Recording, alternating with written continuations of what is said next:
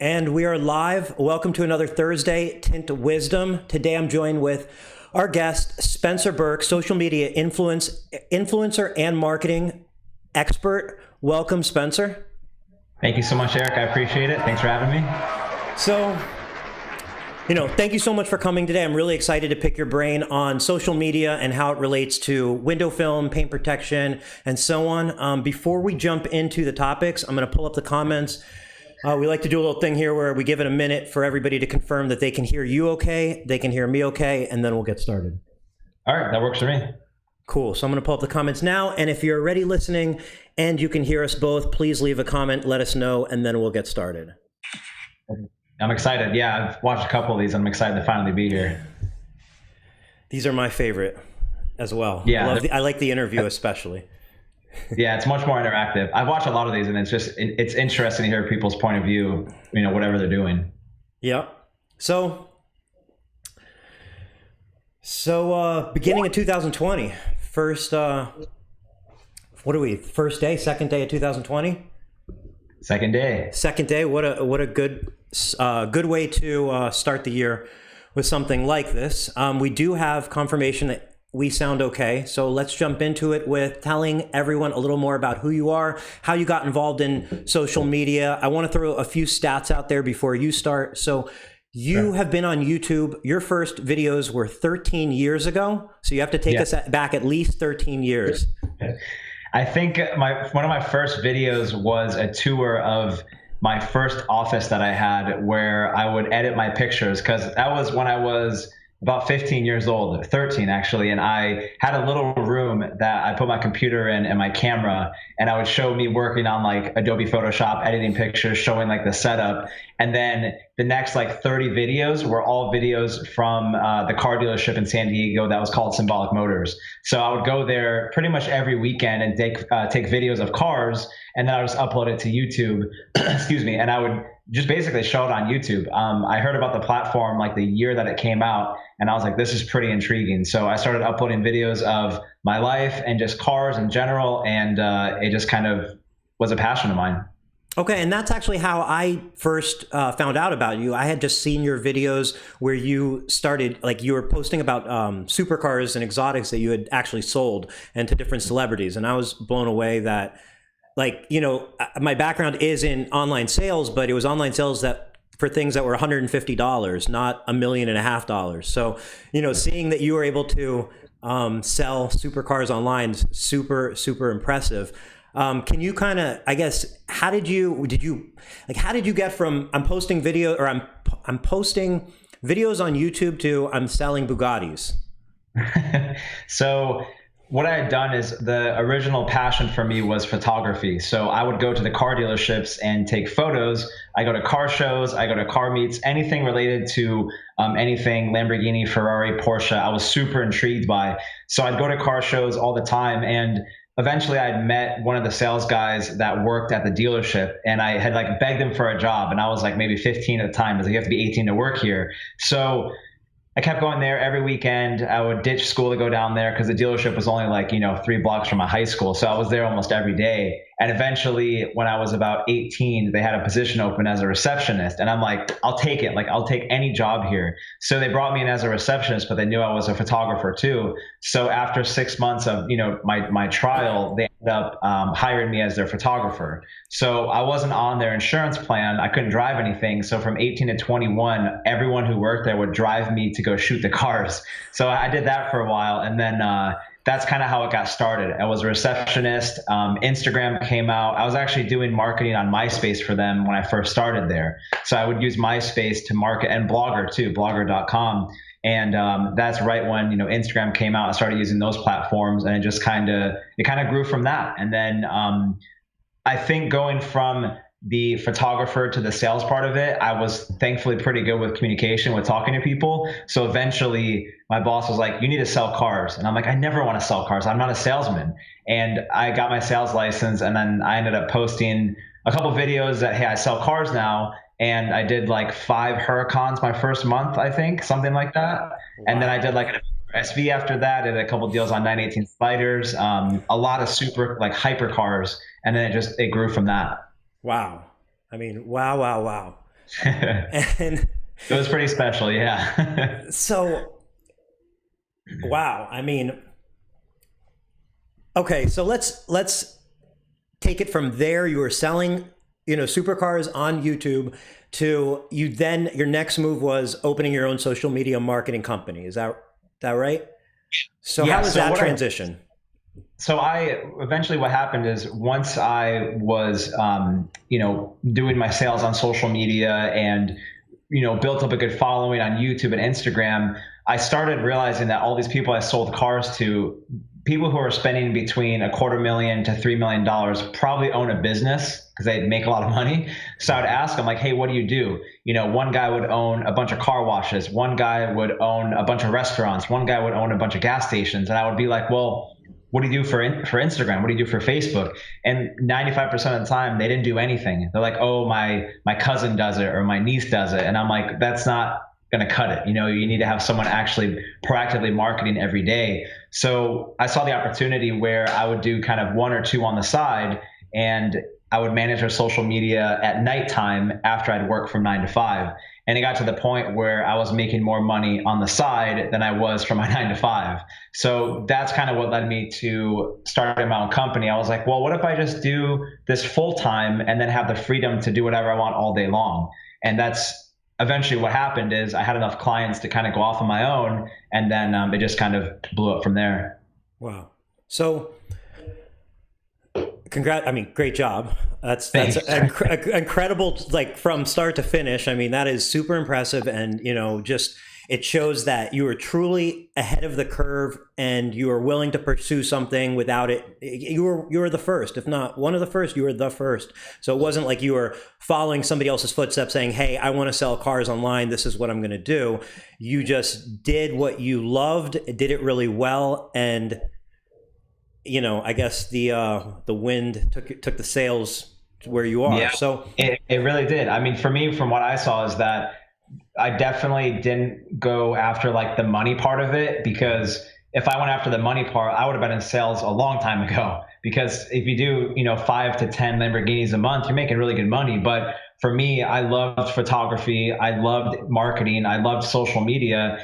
There isn't a ton of money compared to selling Lambos, but there can be if you do it the right way. You can only cap out so much of being a marketer at a car dealership, but once you start your own company, the sky's the limit. So for me, excuse me, my mindset was more of like, well, what can I do to build something that's mine? I don't want to have to worry about anything else. Or, a lot of dealerships have a lot of turnover. That's one of the biggest things you see, is that the employee turnover rate is very, very high. So anyone's replaceable. So I didn't want to go in and feel like, oh, I could be replaceable one day. So I needed to create enough value where, not that they would beg me to stay, but they knew I was an asset. And that's what I wanted to be, was an asset to everybody. So I knew I could be an asset to a million dealerships, not just one. And as soon as I believed, it was like 0.01% of belief, I completely made a plan and took off. And that's kind of how I started the company. wow. So now that you're managing other company social media, like tell us a little more about that. What does that involve? How's it going? It's good. So when I first started, I had about 5 or 10 clients, somewhere around there. And what I realized is I went to a lot of dealerships, and a lot of dealership owners tend to not understand social media so much, typically because of the age demographic. But I realized a lot of like third-party companies, exhaust companies, paint protection film, wrap companies, vinyl companies, they're typically a little bit younger, and they are usually a 1 or 2 man show. So they don't have time for social media. And that's kind of where I came in. I was like, well, what if I approach like audio shops or any kind of aftermarket company and say, I'll do your social media for X amount of money per month, and I will post every day for you. I'll manage the hashtags. I'll get you the right clients. I'll build a database for you. And a lot of those people would be like, yes, right away, because I can bring value to them. So, I started with 5 or 10 clients, and then I got to the point where it was like, 15 to 20. And the next thing I knew, I had less freedom than I did working at my 9 to 5, working at my agency. Sure. Because I would wake up at 7 a.m. and work till 10 p.m. And it would be the first year of my business, I worked 7 days a week. So we didn't close on the weekends. So what I realized is after about a year, I ended up hiring an employee. And then that's kind of where things took off. We went from 20 clients to 30. And now we're coming up on almost 200, maybe somewhere around there. Wow. Yeah. So it's been Wow. a journey. Wow, 200 clients. That's incredible. And like you said, you couldn't take time off, and that's just what happens when you have a truly successful business. When you're really good at what you do, the business will pull you along with it. Yeah, most definitely. You have to kind of ride those waves where sometimes you don't have enough clients and sometimes you have too many, and you have to figure out how to manage your time. And that's what I did, is I delegated my work of like, okay, if I hire somebody who understands Instagram, and I can teach them how to write captions, and I can teach them, about something that I understand, and they're already into cars, then I can assign that person a bunch of window tint shops or PPF shops. If one guy's more passionate about restaurants, I can give him all the restaurant clients. So I assign my clients based on what my team knows, and then they're able to really focus in on a certain industry. And I think that's why we have such a big success with our clients, is that we're car people. We love cars. So it can be anything from the racetrack all the way up to off-road cars, all the way to just modification. So for us, it's easy. It's not that hard. We just have to help companies understand, we can package a deal for you where we're going to help you with your social media, and we're going to get your business in front of the right people. And I think that's it sounds like a super important and key part of your success, is that, like you said, you're not in this for the money necessarily. You're in this first and foremost because you're car people, and because you're social media people. You're people that are active in your own personal life on social media. One of the interesting things that I always try to point out is, I find is, if you can be overwhelmed with options of people saying that they can get you new business and they can manage your online presence and your social media. However, if you just ask one simple question, it's pretty easy to figure out who knows what they're doing and who knows what they're not, like who doesn't know what they're doing. And simply ask to see their own social media profiles. It's super simple. Somebody who's saying they can grow your social media should have a good looking social media, right? Mm-hmm. And not just good looking as in like professional, professionally shot pictures, but actual engagement, actual comments, history and so on. Like you should be, if you are good at social media, you have to be a practicer of it. And you are. We mentioned at the beginning of this, your first YouTube videos go back to 2012, and you have over 800 videos, over 20,000 Instagram posts. Yeah. 20,000, over 20,000. So yeah, there's a couple there. Obviously, posting a lot and posting consistently is important, because that has to be a part of why you have over 150,000 followers on Instagram. Can you tell us a little more as far as, as a company using your services, just on average, an average window tint company or paint protection company, they're using your services. What do they expect? What are some of the key components to what you provide them and what you deliver? Yeah, so one of the things that we started off with, the problem that we had that we kind of got over, is that so many people would come to us and say they wanted to have 1 million followers. And the first thing I have to teach everybody, it's my responsibility as a business owner, is education, that you could have 1 million people following you. Like I could go buy you 1 million followers from China tonight. No problem. I can get you 1 million followers. But who's going to actually convert? That's the biggest thing. So we've had clients for, coming up on 3 years straight that we posted for every single day, and they only have 5,000 followers, but they get 10 to 15 direct messages per day of people who want their services, who want to buy their product, who get actual click-throughs to the link in their bio. So that kind of speaks for itself, is that it's not so much about, look at me, look how many followers I have. It's more of, how can we get your business in front of the right people? So to give you an example, like we have a stereo shop that's in Laguna Hills in California, and we're not going to advertise to people in New York. We're not going to advertise to people in Miami. We're going to advertise within Orange County, California. So we're going to find certain car communities, certain people, certain demographic that we would get in front of, where we would like and comment on their photos. We would share stuff. We would go into certain Facebook groups. I mean, there's so much that we can do to engage, where your following count doesn't really matter. It's good to have a community. We'll still build a community for you, but we're going to get in front of those people who actually need window tint, those people who don't know the difference about ceramic window tint versus normal, crystalline, anything like that. We're the ones who's going to help get that in front of the right people. Makes sense, because ultimately it doesn't matter how many followers you have. Like you said, if you could have 20 new customers a day and you only had 100 followers, wouldn't that be amazing? Like, who cares? Oh yeah, 100%. You know what I mean? Like, it's hard for people to understand that, where they want to have the ego part of it, and I try to get rid of that. Like, that's one of the first things I say the first email is that we don't focus on followers, we focus on conversion. That's one of the biggest things. So, if your followers don't go up, it's okay. But if you're getting calls and messages and people walking in saying, hey, I saw you on Instagram or I saw you on Facebook, that's how people justify paying me to do that. Sure, that makes sense. And how much, just approximately, would one expect to need to budget for a service like this? So typically, I always let clients know right off the bat that we start at $500 per month, which is like the most basic package that we do. But that brings you posting every single day, writing the captions, doing the hashtags. We help set up like a Dropbox folder where they can put all their photos in it. So if they have like a backlog of photos of projects of stuff they've worked on, or they can upload daily or weekly. So we just typically give like instructions to one of our clients, like, hey, this is how you take a photo of a car, throw it in Dropbox, and then we'll take care of the rest for you. Got it. So okay, so you're posting every single day. The cost at a $500 budget is, if my math is maybe close to correct, maybe what, about $12 a day or so. Mm-hmm. Okay, so $12 a day is $12 is usually about an hour that somebody would pay somebody. So as far as a value of time, it's about an hour's worth of work in their mind for that $12. And a tinter's hour, just to put it in perspective, if they can tint a car in an hour, you can make an extra $100 to $200 an hour.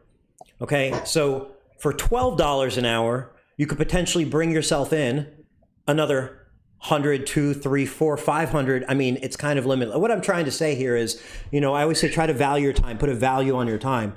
And for a window tinter to be posting on social media, if they're not good at social media, I'm trying to paint the picture of what it actually could cost them to have somebody else do it. And that is only about $12 to have a post every day. And then on top of that, you're telling them how to take better pictures and how to improve their posts. And then you're writing all the content. Yeah, so we take care of everything. So what we've learned is how to be efficient. So we'll spend typically an hour to an hour and a half per day on someone's account where we're actually engaging with their audience, posting to their social media, and really we're hands-on. We're not doing it like all day long, but we do it for a section of the day, because what I realized is I would go to the top Mercedes dealership in California, and you would try to pitch them this whole thing, and it was like, oh, they need someone full-time in-house. Or if you go to another big company, they want somebody to be a whole marketing campaign, completely organized for the whole year. And I'm like, well, why don't I just go to the guys who own businesses that are smaller, that don't know how to do the social media, and be able to make it affordable for them? And then they see the value in it, where I do have another service where it's $1,000 a month, where we can provide a photographer to come to you a couple times per month and take photos. So since my background is photography, I have over 2,000 photographers in my database that are all over the USA. Wow. And those people we can contract to go to you to take photos of any car. Like if you're doing a Bugatti Veyron next week or a GT3 RS or whatever, you let me know and I'll schedule my guy to come to you. So we make it where it's easy for these guys to be like, I can budget out $1,000 a month to bring in an extra $50,000 a year just from Instagram leads. And a lot of people don't understand the value of it until they start to really think it out. Like, okay, this actually makes sense, because we're getting in front of people every single day. And window tint owners and any kind of business owner, they don't have time to understand the Instagram algorithm. I know it like the back of my hand. I know how this stuff works. So a lot of people just hand everything off to us. We take care of it. We bring in leads. And then next thing you know, people are like, holy crap, like, why didn't we do this earlier? Yeah. I mean, I think people underestimate what it really takes to be successful on social media. It is not about mindlessly just posting a picture whenever you have a few minutes.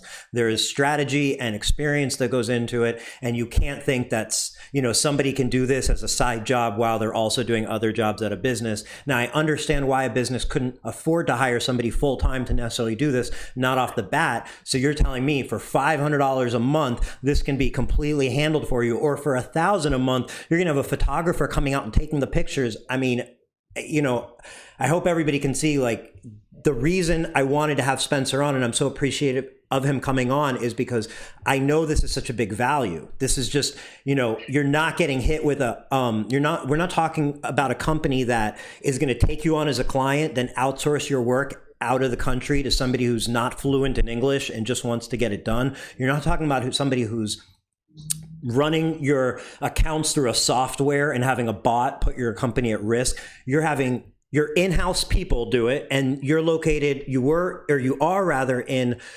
Laguna Hills, California, and now in Fort Lauderdale, Florida as well. Yeah, so we're in Irvine. So we're based out of Orange County, California, and then we just opened up Fort Lauderdale today. So located in California, located in Florida, and then you service shops throughout the entire country. Yeah, well, we're globally now. So we've done a lot in Canada, we've done a lot in Mexico, and then we have some plans for London, hopefully later this year. Oh, well, that's pretty freaking awesome. So I still have more questions for you, but we have some questions in the comments. So I want to jump in, ask some of those. I want to ask some of the comments, or ask some of the questions in the comments. So if you have a question for Spencer and you're watching this live, you can definitely leave a comment. I'll ask the question. And then also, if you're watching this afterwards, you can also still leave a comment and we'll still answer the question after. So jumping into some of these questions, let's see. So Chris said, Spencer, I feel smarter just from listening to your game plan. Great value to grow from a professional. That's Chris Queen. He's out of Illinois. He'll actually be joining us next Thursday. He has a shop, a very successful shop there, so he'll be joining. So thank you, Chris, for watching. Thank you. Chamal Jose, he said, what's up with the hoodies, man? Are you going to hook up with one of those? I have no idea which hoodies you're talking about, Chamal. I don't know if they're Spencer's hoodies or maybe you just like my hoodie. But just let me know what you're talking about and we'll hook it up or figure it out. Betsy asked, Spencer, and what's in your opinion, what are some things you need to run a successful business? And then she also commented, any tips to grow an Instagram account? Yeah, so I think a successful business, I think, is the main thing I look at is communication.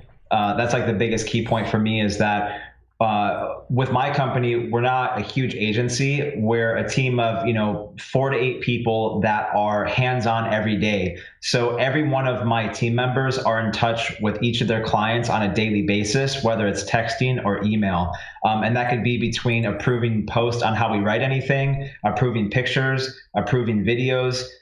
If they have an event coming up, they let us know a couple days before so we can actually make a graphic for it. So we're in communication with every day we're in communication with different people to make sure that they're satisfied with what we're doing. Like I said, whether it's a text or an email. So communication is like the biggest thing. And not just that, but also with your employees too. I always make sure that my team is happy and they're comfortable with what they're doing, and that if they don't feel comfortable with the client, that we don't assign the client to them. So if it's only a car person, they'll only get car clients. If only restaurant, they only get restaurants. So that's kind of how I've structured everything I do as far as like the biggest key point. And as far as growing an Instagram account, I think just being proactive.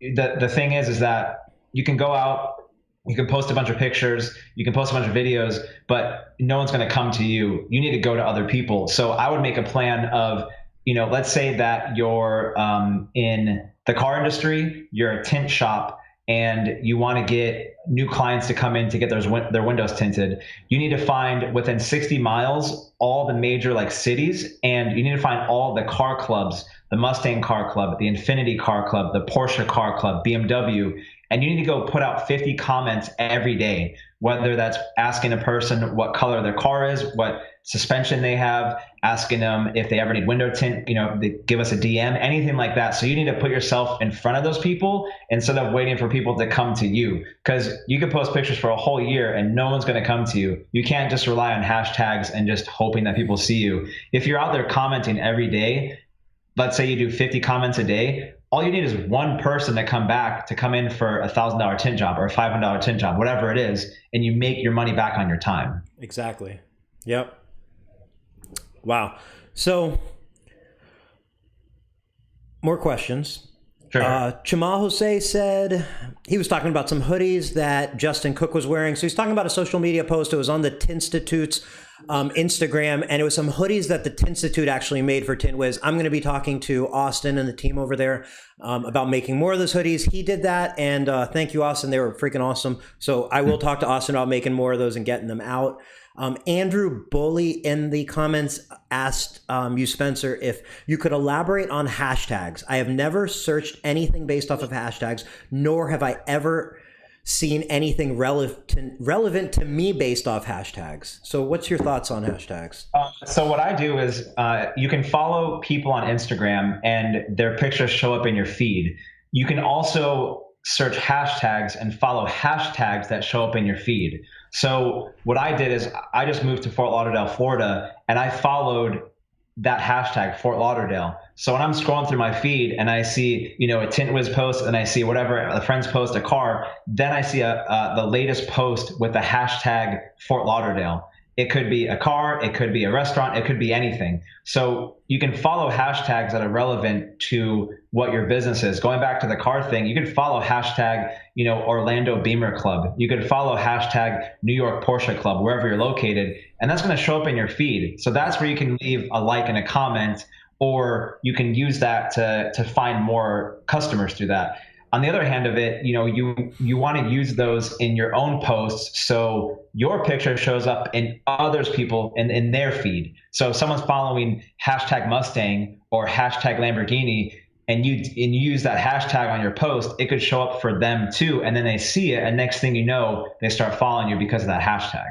So everybody take note of what Spencer just said, because it's super valuable and on point. When you mention stuff like Orlando Beamer Club and these longer hashtags, these are hashtags that people look at, people follow, people actually pay a lot of attention to because they're very specific and niche. And, that I think plays into hashtags. You see people post things like, they'll post like a picture of a nice car with window film and they'll say like hashtag fabulous, hashtag, beat the heat and what. Those aren't hashtags people actually search, and people don't necessarily like, if you search fabulous, you're going to see so many things that you're just looking at junk. Like you're not really searching that. But if you're looking at something specific to your geographic area or an interest of yours, then you are paying attention to it. So Andrew, I think what's also important to note in your comment is Andrew had said, I have never searched anything based off hashtags, nor have I ever seen anything relevant to me based off hashtags. And there you are saying that you just moved to a new town, Spencer, and you search based off hashtags. So the key here is you can't necessarily just look at what you do, because if you're not deeply involved in that arena, if you can't base what other people are doing based off what you're doing because you don't know what they're doing. Right? 100%. And I mean, to give you another example, just to get into detail, hopefully this helps people. When I was selling Lamborghinis, I would also do anything related to luxury boats, anything related to luxury watches, anything related to Nordstrom's in San Diego, anything related to luxury goods, because even like horseback riding, I got clients through that because that's kind of like a higher end thing. And that is where my demographic was. So for me, I would just figure out, okay, what client am I managing? Where are they located? And what kind of client is going to purchase from them? So that's kind of how I dial in that hashtag use, or how I dial in that demographic, is figure out who's going to buy a product or service from that business. Right. So you see, like people that are searching for window tint might search window tint hashtag, but if there's obviously a lot of noise in the window tint hashtag. So if you can get, like Spencer saying, get in front of hashtags that people are interested in that are not window film related, that's a backdoor. And that's why it's important to have somebody that's calculating and researching and, passionate about this sort of thing, because that's the only way you get results like that, because that's creative and thinking outside the box and 100% on point. I mean, going after people who ride horses when you're looking for affluent buyers, like that is on point. Yeah, and that worked really well. I mean, you just got, like you said, think outside of the box. That's the best way to do it. So I'm curious just, you must approach companies, or maybe they approach you, they say, hey, Spencer, what are your services? Or you tell them your services, and, they go, why am I going to do that? Why is this going to bring me more business? I don't think it is, and so on. And then, they're saying this to somebody who sold Bugattis through YouTube. Like, how does that go? Or like, what would you say to somebody, if a window tinter's looking at the screen right now, watching us and saying, this all sounds great, but this is another marketer who wants to take my money, and how, am I really going to see a return on this? What do you say to somebody like that?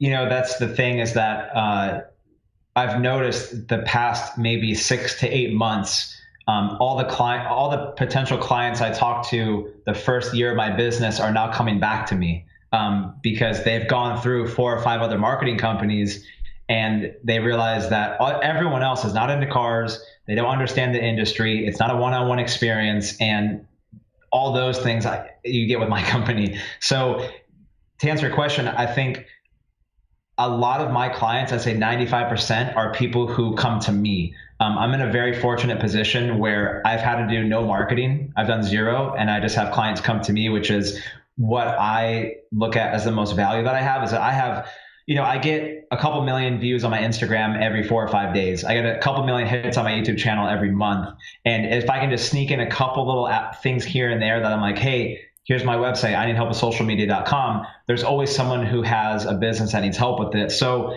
I have done cold calls. I have done sales pitches before to people who have no idea who I am.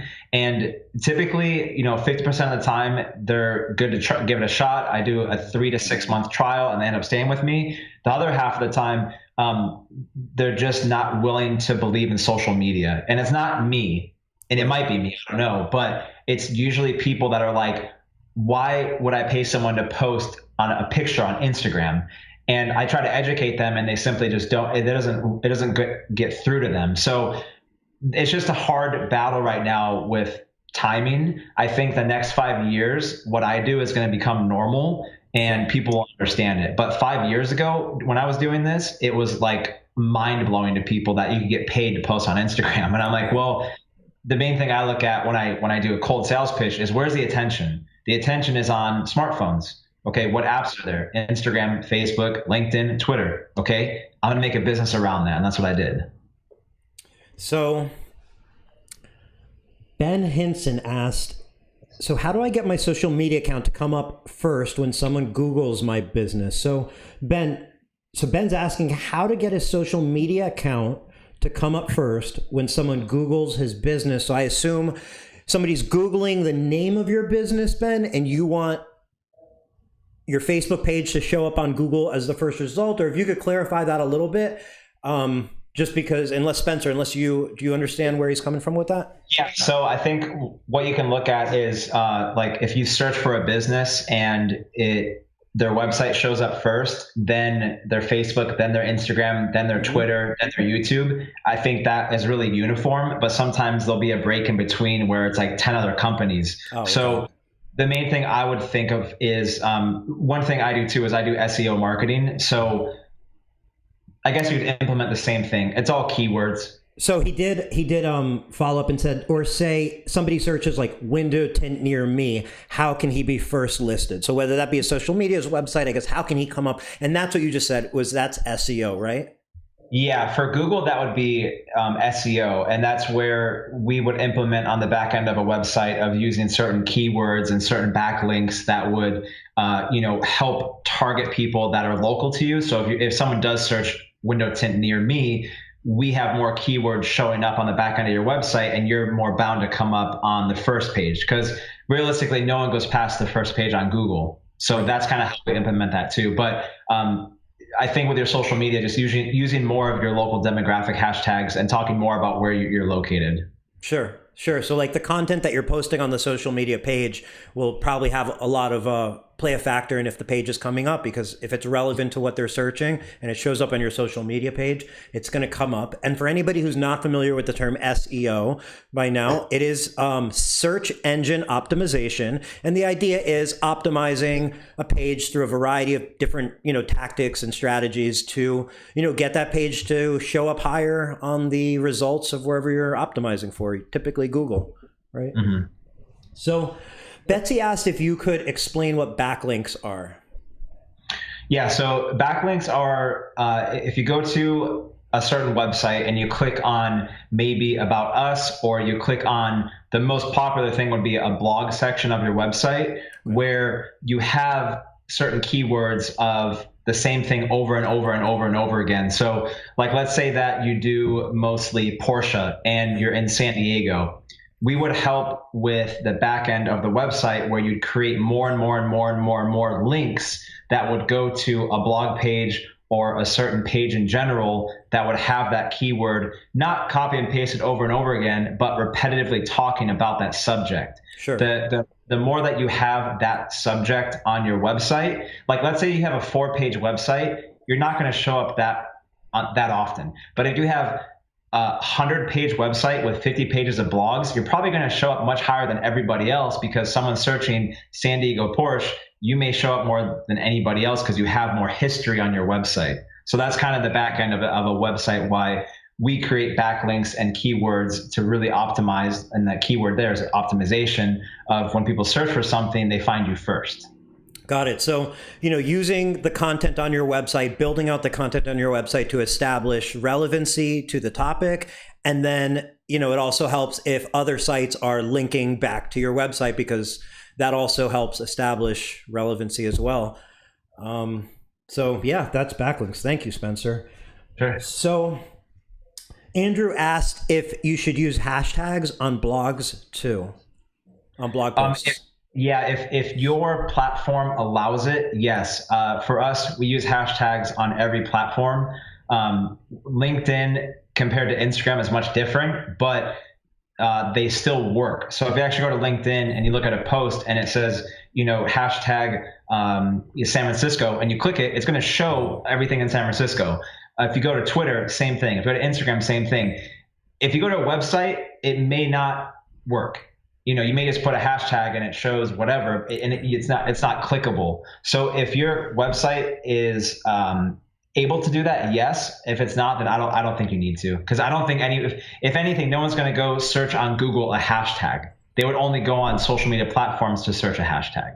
Got it. That makes sense. Yeah. Mm-hmm. I mean, hashtags on websites, the way to think about hashtags, I think, or the way I think about them is they're a way to sort things. You're just sorting pictures. You're just literally tagging a picture and saying, this is what the picture is. So on social media, where you have a lot of people potentially searching those hashtags, saying what the picture is to be included there will get you some organic views. On your website, you're sorting pictures on your website.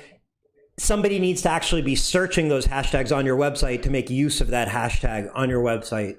So like you said, a little redundant, yeah, not necessarily, it comes down to organization, Andrew. The same goes for categories on your website. While it can be attractive to put hashtags on there, thinking the more hashtags, the better, because it's somehow going to bring you more business, it really is just an integral structure of a website when you have a lot of content, a way to lay it out, a way for people to search, a way for you to separate your content. So that's that. So while we get some more questions in the comments, I wanted to ask you, you've obviously dealt with a bazillion social media accounts. In the window film, PPF, automotive space, what are 2 things that you see people most commonly doing wrong? Off the bat, I think lack of content. I think a lot of people are missing opportunity when you have the ability to take an amazing picture in your pocket with an iPhone. I was a photographer for 7 years professionally, and I don't even own a photography camera anymore. I only have video cameras because my iPhone replaced all my cameras. So all my professional photos now are taken on an iPhone. Whether it's for one of my clients or it's for myself for my own social media. Now, when you get these business owners that I deal with and they get amazing cars coming through the shop, they have insanely skilled installers, they have loyal customers, and they're not doing content creation, whether that's a picture of the car getting the window tint installed, you're not getting a picture of the car afterwards, you're not taking a picture of the car in front of your business every day. I mean, if you're getting 5 to 10 cars running through your shop every day, you can make content for a whole week in the span of that 8-hour day. So I think the biggest thing I see right now is lack of understanding the urgency and the importance on making content. That's the biggest thing I see right now. And I think the second thing is not doing social media. I've gone on Instagram and looked up just detail. I've looked up paint protection film. I've looked up everything you can imagine. And I've looked at the worst shops I could find with 0 followers. But then I look at their website and they're still in business. And I go, well, how come you're not using social media? Then I go look at Twitter. I go look at LinkedIn. I look at YouTube, and I find their name to their business and they're not doing anything. So I start to look at it like, that's good for me because I can reach out to them and do business with them. But at the same time, I'm already getting clients from people that already have operating social media. They just don't have time to do it anymore. So it just makes me mad that Instagram is free, Facebook is free, all these platforms, you don't have to pay anything for it. If you can post on it and utilize it the right way, you could easily have a window tint business making $1 million a year, no problem, if you know how to utilize those platforms properly. So I think the lack of content and the lack of actually using social media are the 2 biggest things I see in general. And that's not just for the window tint business, that's for everybody. And how much content is too much? Is there such a thing? How often if somebody's sitting there saying, hey, Spencer, I have all day, I have plenty of time. How many times should I post? I feel like maybe I'm going to annoy people or whatnot. What would you say people should be aiming for a day? I think 1 to 2 times per day on your actual feed, and then a couple times on your stories per day, where your feed is curated to being the really good final shots, maybe really good pictures of behind the scenes, but making your feed like the main focal point. What I look at Instagram as for businesses is a catalog. What is someone going to think when they go click on your name? Okay, how are we going to get this person to understand what you sell in the first 5 seconds? Because attention spans are really quick on social media. Like for me, right, if you don't get me hooked in the first 3 seconds, I'm gone. So for us, when we market for companies, we want to make sure that, a past experience we had with multiple people is that window tint shop owners typically do this. I don't know why, but they like to post pictures of their family and their kids, and then they'll post a picture of a car they just completed. And for us, there has to be a separation between business and personal. So that's one thing that we've seen before, is that there has to be a separation. And it's not just in the window tint industry, it's everywhere, but definitely window tint. See it. That's a good one. Everybody should, before you vent online, before you post, even if Spencer, you mentioned posting pictures of your kids, but like, what about people vent online? They talk about their exes, and like, there's no room for that. Even if you're not doing it on your even if you're doing it on your personal page and not your business page, but you're always pushing out your business page, I feel like it's just a terrible idea. Like and it can be anything. Like for us, I won't do anything. Unfortunately, they're both big industries, but I won't do anything involving politics or guns. I can't do it because it's just such a sensitive subject, especially, being from California, it's very tough to do business like that there. So I'm very cautious with who I work with, but that's why I stick to PPF and window tint. Relatively safe. So you mentioned some platforms. You mentioned Instagram. You mentioned Facebook. You mentioned Twitter. I'm just curious, what are the top platforms you think are important? Obviously, there's TikTok now. That's the big buzz. And should window tinters be on TikTok? Where do they need to be? I think that everybody should be everywhere, because there's so much attention on each platform. You never know who likes Twitter more than Instagram. You never know who likes LinkedIn more than Facebook. You just never know who's going to be looking. So for my business, we always make sure that we're going to post out to those main 4 platforms: Instagram, Facebook, Twitter, and LinkedIn. The YouTube thing is a little bit different. It's much more involved, and I think from past experience, but filming and editing is a whole different ballgame. Like that takes a lot of time, but you can still do it. And then TikTok is so new that I don't really know yet. I don't really have a say yet on it. I'm still studying it. I signed up and got 20,000 followers my first week, which was super surprising, but it's because I have a following. I've seen actually a couple of detail shops go on there and show some cool behind the scenes footage of them like cleaning carpet or doing like a windshield tint or something like that. But I think you have to be a little bit more savvy to understand TikTok, and I'm still a little bit new to it. But I think that's one thing too, is that we just signed our first TikTok client in December, where we're managing their TikTok for them, and we're learning a lot about it. So I'm hoping in the next 2 months we can officially offer that as a service to anybody. We're just still figuring out, is this the right time? Okay, cool. Yeah, I know TikTok. I've seen some videos that people posted, window tint wrap related videos. over 1 million views on TikTok. So definitely, like, I think it seems like it's getting there. I'm curious to see if we can follow up in a few months and get your thoughts on it, because, still in its infancy, but who knows? Yeah, and the one thing I have to keep in mind too is that views don't mean business. They don't pay the bills. So Right. it's good to be in it early, because maybe 4 years from now, TikTok becomes the new Instagram, and there's millions of people on there, but they're qualified people. I saw like Will Smith signed up for TikTok the other day, and then you get some big celebrities, and you're getting this older demographic coming in. Before, it was just 15-year-old people just dancing to music. Now there's legit people on there that have businesses or celebrities, and in 2 years from now, maybe that's where all the attention is. So it's in its very early stages, and I'm pretty curious to see where it goes. You know who's not on TikTok is any government issued phone, because they banned TikTok from all government issued phones because because it is Chinese owned, and there's that security threat there to have it installed on a phone that's government issued, where there could be sensitive data. So as you're marketing your window tint company, just know that the Chinese are potentially watching. And a few years ago, it was the Russians watching. Now it's the Chinese, and it's. People always ask me, like, if I ever feel like worried about how much I put out there, because I put my whole life out there on social media every day. I go to car shows, and people know that I was at a taco stand last night. Like, people know what I had for dinner last night. And it may sound weird, but I'm used to it. I'm like, that's just how my life is. That's what I chose to do now. And I think that's what's a part of my success, is just saying, you know what, like, everyone's watching anyways. Why not just go out there and share it with the world? So I think there's a happy medium with how you do that with business, and like talking about sensitive subjects. You have to be careful with what you talk about, not just on your business page, but your personal page too. And I think there's a lot of people that like to share how they feel, and sometimes it's not too good for their business too. I can imagine. So, and it's almost like you being so public on social media,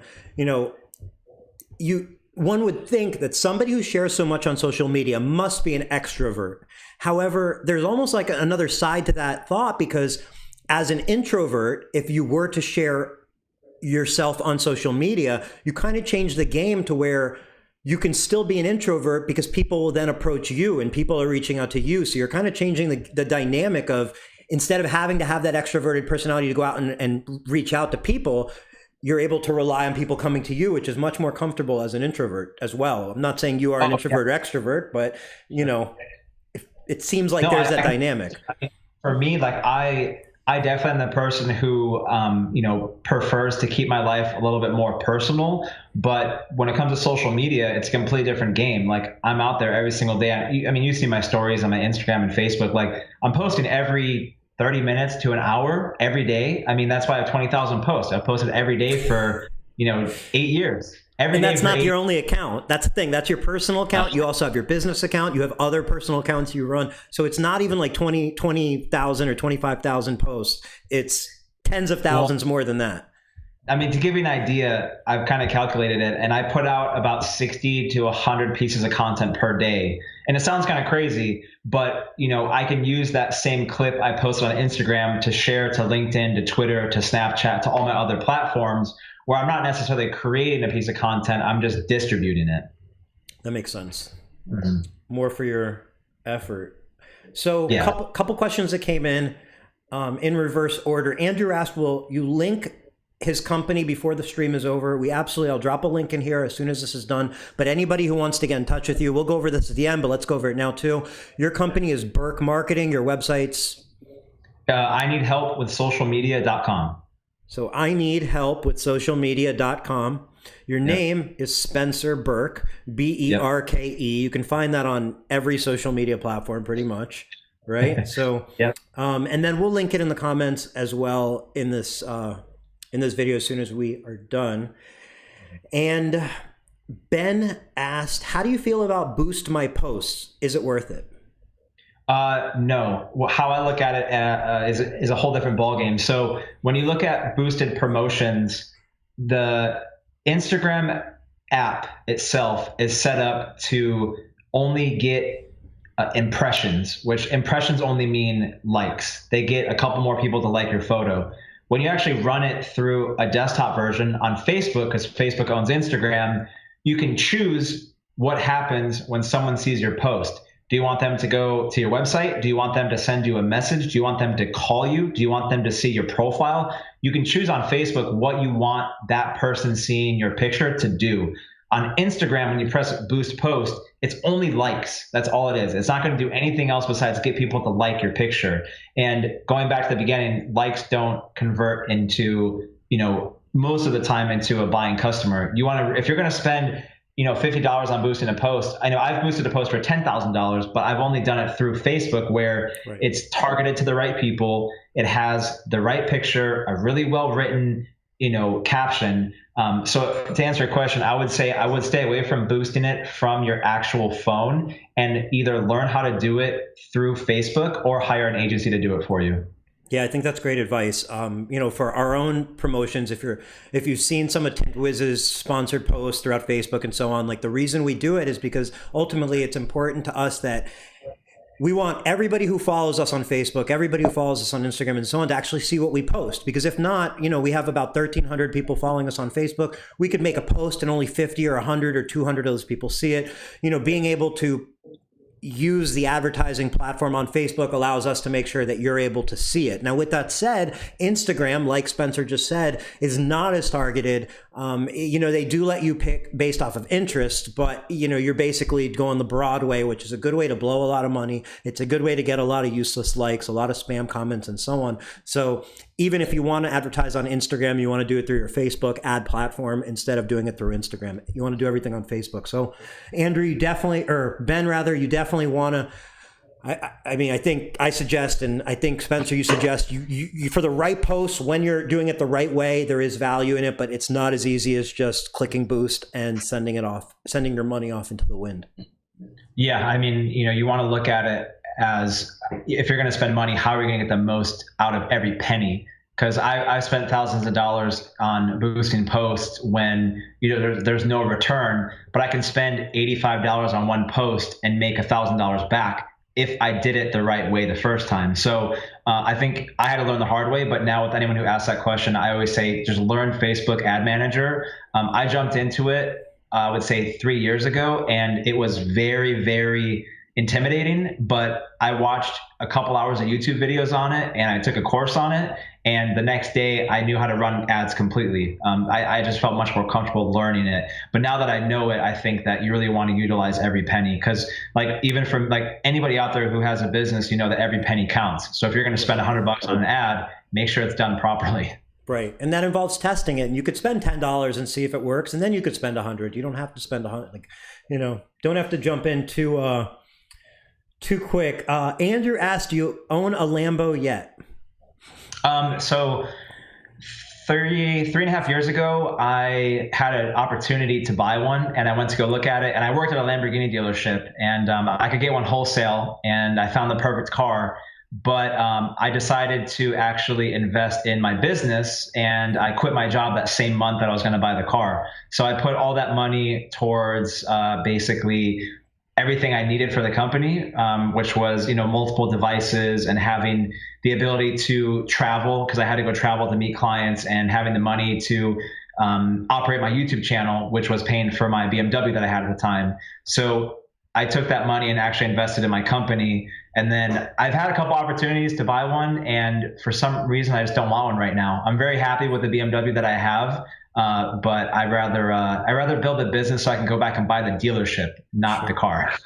Love that. And, everybody should be comfortable with the idea that your business not your business, Spencer, everybody's business kicks off some money, right? That's what it does. It produces money. Some sort of input goes in, you work your butt off, you sell something, you do a service, and at the end, you get money. And the idea is that money, what everybody should get comfortable with is the idea that you should be able to use some of that money to make more money. So if you put that money back into your business in a variety of ways, your business will then create even more money, and so on. So that whole concept of the money that comes out of the business isn't just yours in your pocket and then you're scared to spend $1. That money can be deployed to your business. And instead of buying a Lambo now, like you just said, you'll be buying the dealership in no time.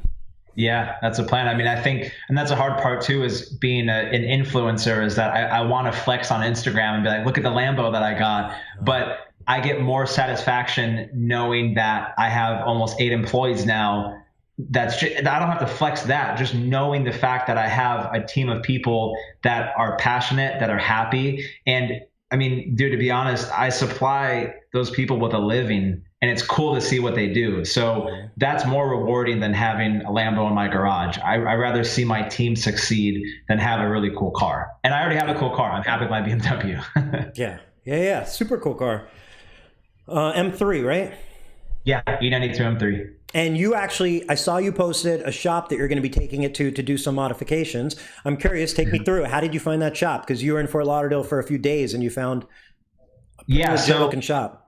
The owner of the shop, I did his social media for like a year, and he recently hired somebody full-time in-house. And he and I have been going back and forth for like 2 years now, but he found me on YouTube. He searched something to do with like social media, and I came up, and then he called me that night and I signed him as a client, and I did all his social media, and then we stayed in touch, and then now he's going to be doing all the work on my car. So got an exhaust coming, got a roll cage, got seats, got a bunch of stuff coming for it.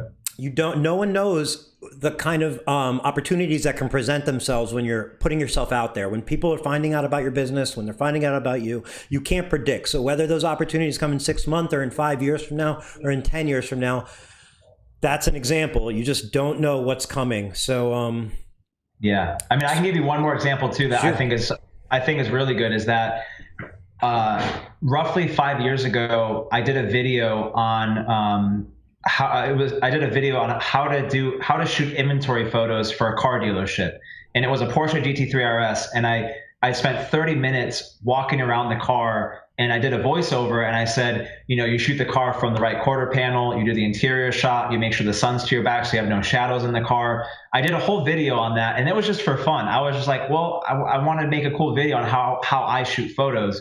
And I posted the video. It got maybe like 100,000 views or something. I don't remember. And I didn't think much of it. Roughly 8 months ago, I got a call from one of the biggest inventory photography companies in the USA. And they flew me out to do a full consulting to consult their team on how to do social media. So they found me through inventory photography video, which is what they did, and they hired me to consult their company on social media. So I just finished up that maybe 6 months ago. That was just from making a video for fun. And that was probably I would say one of the higher paid gigs I've had as far as consulting, from a fun video I made of taking photos of a car. Wow, that's super impressive. And it doesn't even stop there. That video will live online forever. Yeah. And the opportunities hopefully will keep coming in. Mm-hmm. So Krasimir said, I had Berke Marketing run my IG and Facebook, and they did a great job. And that's Chris from Unlimited Auto Style. Oh, yeah. Yeah, I know Chris. So that's cool. Thanks, Chris. That's awesome. I appreciate that. Thanks for mentioning that. That's freaking awesome. Yeah, I remember Chris. We go back, I think it was 1.5 years we talked, and yeah, that's crazy. So that's cool too, because the community that I've built is really loyal, and it's a lot of people who have seen me for years from kind of where I started to where I'm at. And it's fun to have clients who are a part of the journey, because they kind of see the progression. It's fun to see that and share that, because I'm very open with it. And I prefer having more of like friends compared to clients.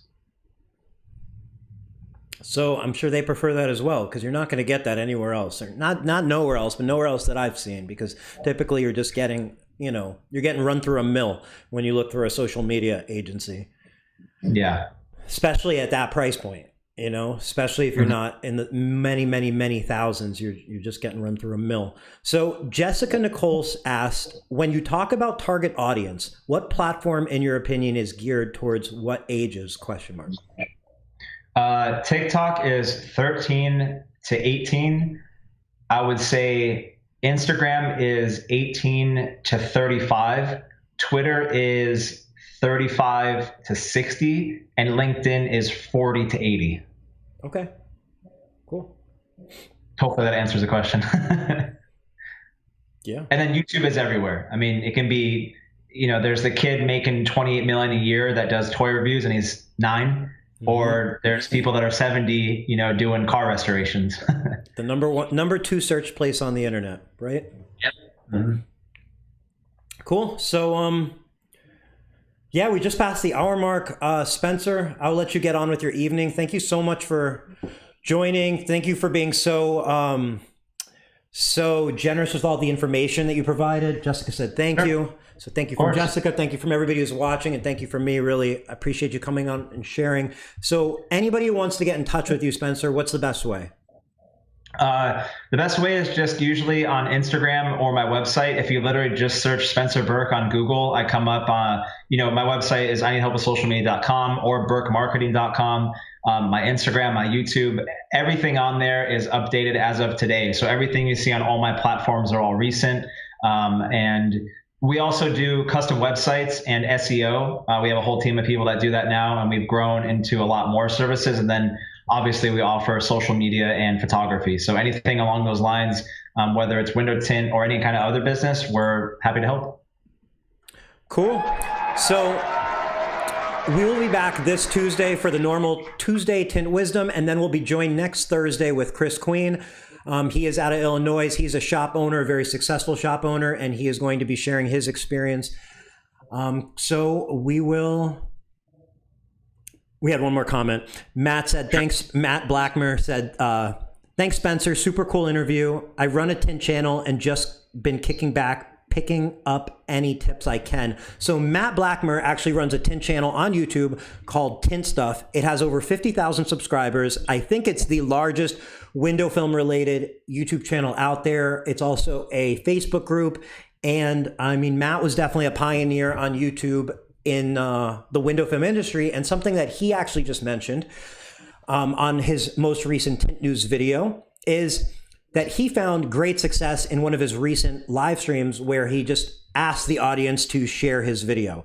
When the audience, he asked them to share his video, he saw his organic reach just go up tremendously. He asked at the beginning and then he asked in the middle, and you could see it. So what I'm doing is I'm asking all of you who are watching this today, help us out, help us to reach other window film business owners, and get more comments, have more people join the Tint Wisdom community by sharing this. Share it to your personal page, share it in your group, share it everywhere and anywhere. So thank you everybody for watching. Thank you once again, Spencer, and we'll see you on Tuesday.